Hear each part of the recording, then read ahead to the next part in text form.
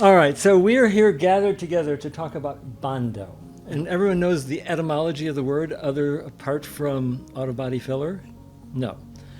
So the etymology was beloved Karen and I, with our pillow talk, we'd say, well, such and such, has such an ease, in terms of intimate relationships, and person B doesn't, and we'd sitting there like, what is that? And we started calling it bondo, the capacity to form and maintain intimate relationships.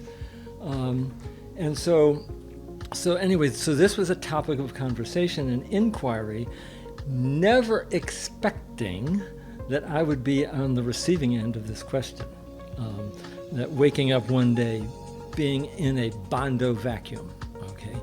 And in the writing of the book, I began to explore, are there any words in English language or any other language that come close to bondo?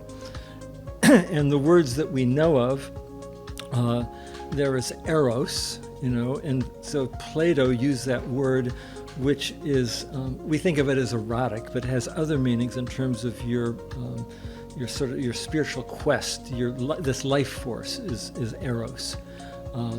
And then a very interesting word that comes very close is tantra. We all know tantra, and we think of tantra as sort of kinky sex, but it's actually a Sanskrit word that means weaving.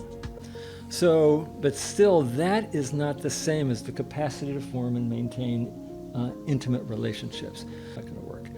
So anyway, I've coined bondo with Karen's help, and it's now a book. And so,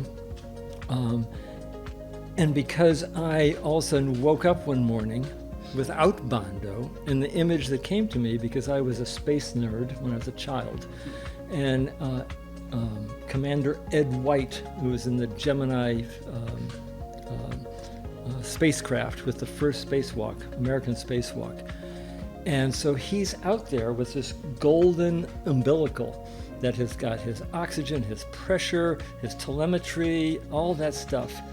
And all of a sudden I felt like I was on a spacewalk where my connection to bondo had been severed.